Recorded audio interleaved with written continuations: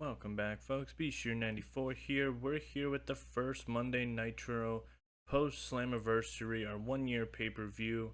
It is week 3, May 2002. We're in front of 6,200 people in our Lakeland Center, which is in Kissimmee, Florida.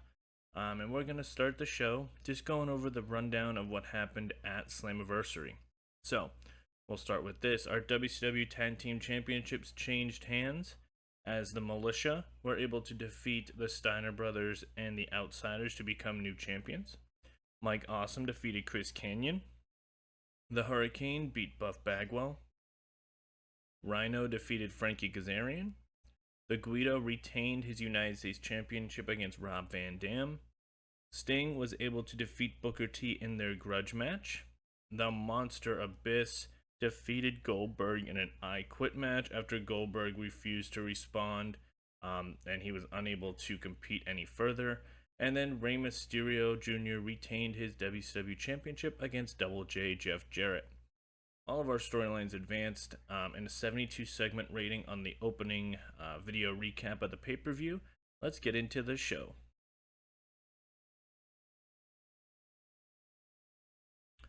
And our first segment of the show comes down with the Militia. So we got Guido, Ray Gonzalez, Super Crazy, and Berlin. Guido, remember, retained his United States Championship, as now Gonzalez and Crazy for the first time have won the WCW Tag Team Championships. This is their title celebration, so Guido is bestowing celebration to Gonzalez and Crazy for winning the WCW Tag Team Championships. He's giving Berlin major props for stepping in to make sure both parties did retain or win their belt. Good stuff here out of the Militia.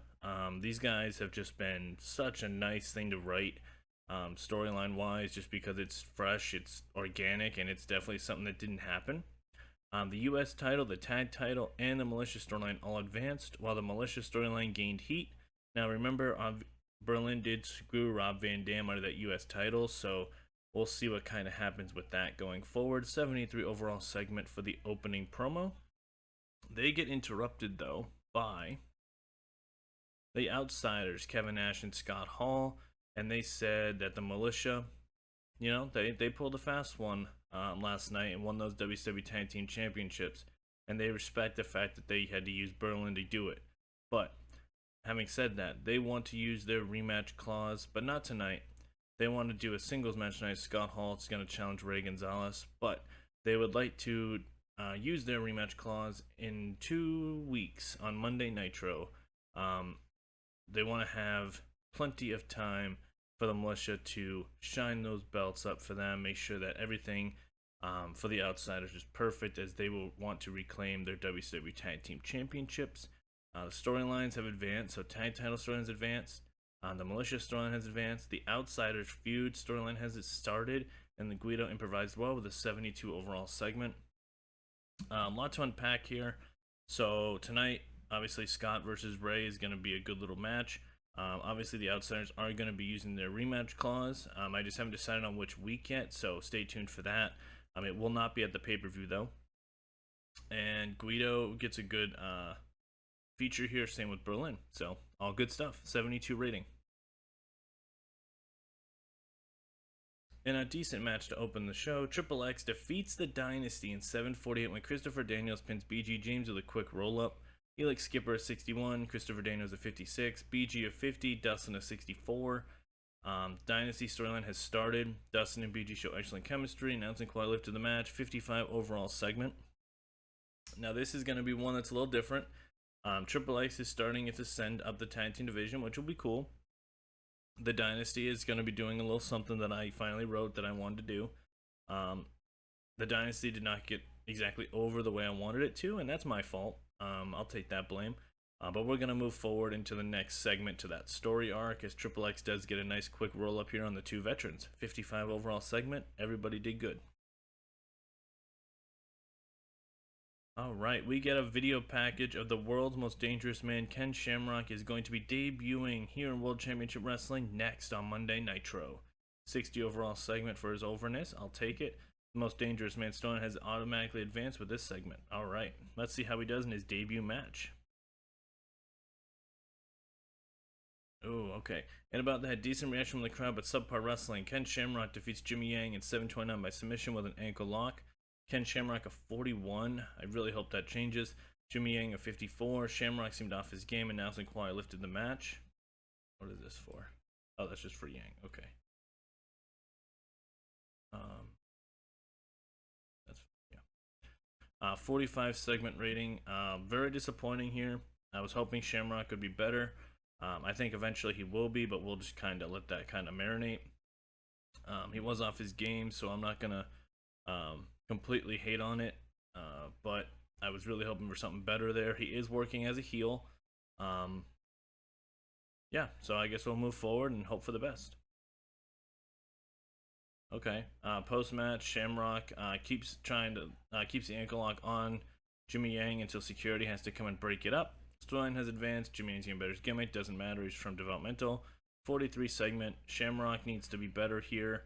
That's all I can really say. This is just very disappointing, but at least it's giving me an idea of okay where we can put Shamrock going forward. In a decent match, the Hurricane defeats Jamie Noble in 7:01 by pinfall with a vertebreaker. Hurricane at 58, Mr. Noble at 62. Announcing quality lifted the match, 60 overall segment.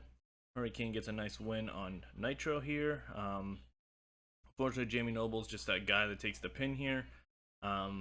Good stuff. Hurricane got a win on the pay-per-view, so to keep his momentum going. Post-match, Buff Bagwell hits the ring and attacks the Hurricane. Just keeps beating him down. Says that this is far from over and that he is going to embarrass the Hurricane just like the Hurricane embarrassed him last night. So this feud's still going. And I think it was one of our highlights right now. So I'm looking forward to keeping this going. Both guys do their jobs very well. Buff is getting better at his gimmick. Strong has advanced, and the Hurricane clearly enjoyed having the freedom. So 60 overall segment. Good stuff out of everybody here. Backstage, Double J walks up to Dustin and BG James as they're obviously upset that they lost, and Dustin calls out them for losing the match, and BG's wondering why Dustin didn't have his back. Even though BG took the pin, you can tell there's a little bit of disdain starting to come its way here, as Jeff Jarrett and BG are like not exactly directing the blame at Dustin, but they're definitely slowly getting there. Double J did have to have his gimmick changed. Unfortunately poor, but that's okay. 67 rating on the segment. Storyline has advanced and gained heat, so good stuff. Starting to plant some very seeds going forward. We get an in-ring promo from James Mitchell with Abyss, and his newest members of his church, the Nightbreed, have joined up and they're now part of this faction. Bringing back Vampire Warrior and Vampiro. If you remember, they helped Abyss defeat Goldberg last night. So now Mitchell is welcoming them to the family as they are all part of this goth type church feud, or not feud, family. Wanted to do this before, but I unfortunately accidentally let Vampire Warrior's contract run out, so that's my fault.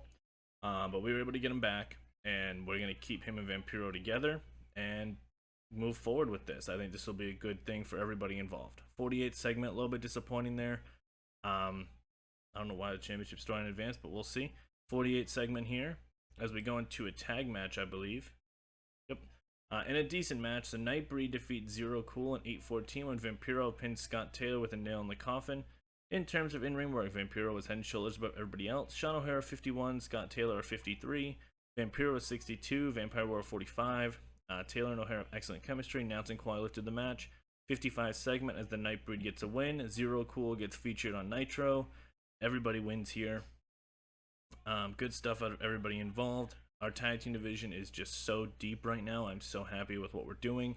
Plus, we got more coming, so looking very forward to all of that. We get a little graphic that says Rey Mysterio will be in action tonight, so good stuff. Obviously, the WCW storyline has advanced because he's the champ still. 71 rating, as we are going to see our WCW champion in action tonight. And about the head great wrestling and a decent reaction from the crowd, Kaz Hayashi defeats Kid Kash in 7:47 with a moonsault press.